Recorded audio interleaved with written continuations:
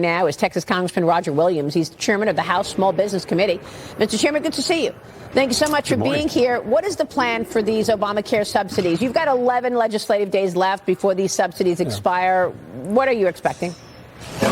Well, it's a good question. I don't know what to expect. I know what I want. For example, we don't need to continue the Obamacare. The subsidies don't need to exist. We need to, as the president said, we need to make individuals own their own health care, make it portable, shop across state lines.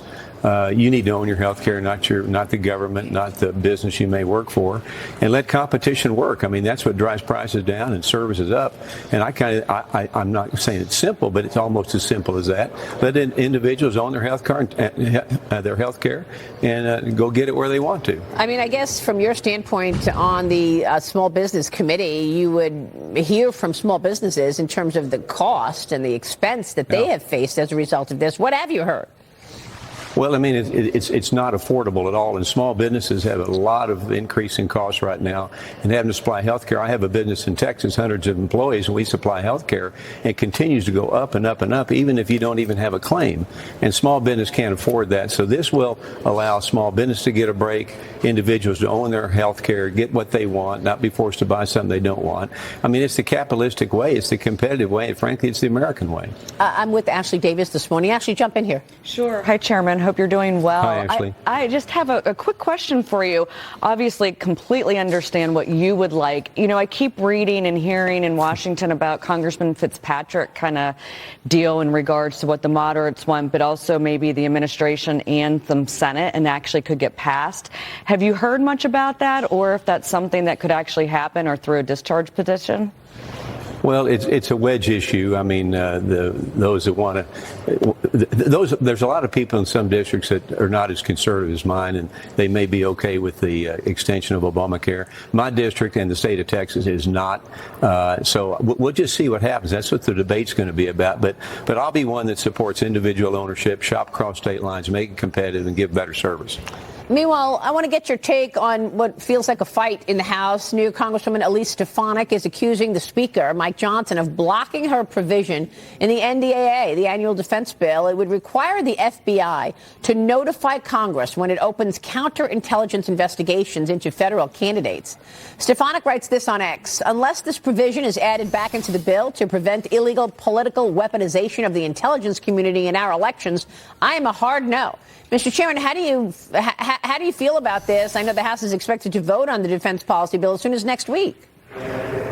Well, it's just now kind of come up, and the fact of the matter is what Elise is wanting to do sounds good to me. I can't stand in Speaker Johnson's shoes right now on what his argument might be, but that's what we're going to hear. We'll hear both sides of the argument. But I think that the more that the government stays out of people's lives, the better it is. Those of us that run for office, we're always under scrutiny from not necessarily the right people, but the wrong people. So I'm interested in that debate and see which way I think is best for America. And Marcus Lemonis, you're also wanting to talk more about stock trading. Yeah, Congressman, I know that Representative Luna is proposing a discharge petition to allow or to prevent Congress folks from trading. And as a public company, there are a lot of limitations. Where do you stand on that? And will you be signing the petition? No, that's interesting. I mean, I think we got to be careful that we don't limit Congress people to where they can do nothing. Of course, I know there's a lot of people that have abused insider trading and that sort of thing. But I think we need to take a look at it because right now, from a financial standpoint, it's not easy being up in Congress. And I think that we can't limit the ability for people to do business and operate their lives. So I want to take a look at that, but I want to be careful we don't squeeze it too hard to where nobody even wants to come up here.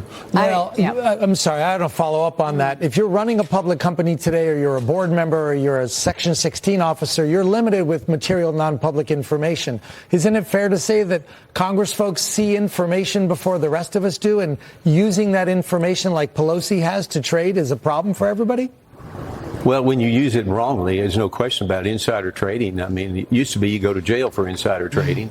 I like to believe that people will do it right. In many cases, we see things before they happen, but in some cases, we don't. Yeah. Okay. Congressman, let me get your take on one of the big stories of the week, and that is President Trump and his new savings initiative for children.